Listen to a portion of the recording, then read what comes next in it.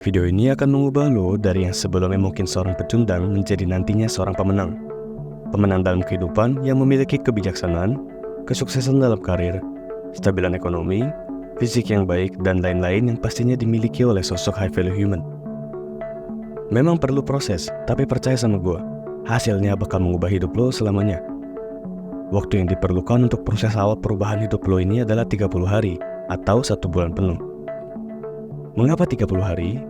Karena banyak riset dan studi yang mengatakan bahwa dalam 30 hari, jika lo berhasil membuat sebuah kebiasaan baik, nantinya lo akan terbiasa untuk tetap menjalankan kebiasaan tersebut sampai akhirnya menjadi gaya hidup lo. Jadi ya, dalam 30 hari ini, gue akan membahas bagaimana caranya lo dapat mengubah kebiasaan yang mungkin buruk, sia-sia, dan tidak ada artinya, sehingga lo dapat meninggalkan hal-hal tersebut dan memegang gaya hidup baru, yang pastinya bakal memiliki dampak yang besar dan tentunya positif bagi hidup lo. Tanpa basa-basi, ini dia tantangan Nonart November untuk mengubah hidup lo. Pertama, stop nonton video yang kurang bermutu seperti video PORNO, BOKEP, atau video-video lainnya yang bisa memicu lo melakukan olahraga 5 jari alias COLI.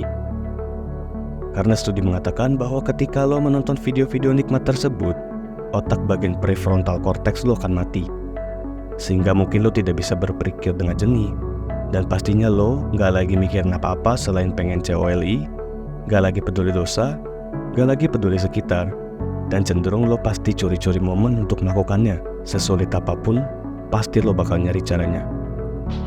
Nah, dari sini lo coba bayangin, jika lo kebiasaan nonton video yang enggak, misalnya 3 kali sehari kayak lo minum obat, bakal seberapa besar kerusakan yang akan timbul pada otak lo.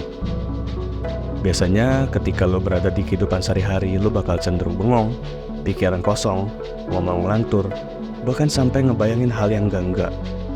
Itu semua karena lo menonton video-video tersebut. Bahaya ya, hal yang kelihatan sederhana, tapi nyatanya dampaknya begitu luar biasa. Kedua, selama 30 hari ini, coba untuk rubah mentalitas lo. Mungkin yang sebelumnya lo pemalas, hobi makan tidur, apa-apa mager, lo coba rubah dengan banyak melakukan manifestasi dan afirmasi pada diri lo. Di sini tujuannya supaya lo dapat mengubah pola otak yang mungkin sudah rusak akibat hal yang enggak. Jadi lo bisa menetralisir dan mulai mengganti dengan vibrasi yang sifatnya positif. Karena jika lo pengen menjadi seorang high value human, lo harus terlebih dahulu memiliki mentalitas dan pola pikir seorang high value human. Sama halnya kalau lo mau jadi orang kaya, ya lo harus punya mental orang kaya. Jangan ngemis, kerja keras, jauh dari yang namanya mager, dan lain sebagainya. Kalau lo mau jadi orang sukses yang terpandang, ya lo harus punya mental layaknya orang yang sukses. Gak bakal bisa lo mau jadi orang yang hebat, tapi lo masih punya mentalitas yang buruk. Nih, kita coba bayangin ya.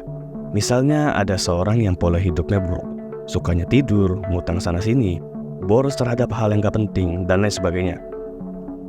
Lalu tiba-tiba orang tersebut dapat uang dalam jumlah yang besar sehingga mendadak kaya, dan tiba-tiba juga punya badan yang bagus. Pertanyaan gue adalah, menurut lo, apakah orang tersebut dapat mempertahankan kekayaan, uang, dan badan yang ia miliki jika mentalitasnya masih sama seperti sebelumnya? Jawabannya pasti nggak mungkin, nggak akan bisa. Makanya di sini gue menekankan bahwa mentalitas itu penting. Lo mau kaya, ya lo harus anggap diri lo kaya, punya mental orang kaya. Inilah pentingnya tahap kedua. Lo harus bisa mengubah mentalitas dan seluruh hal buruk yang lo masih punya. Ketiga, ubah kebiasaan lo yang sia-sia, yang cenderung menyita dan membuang waktu. Misalnya lo kecanduan main game, sehari bisa sampai 6 jam.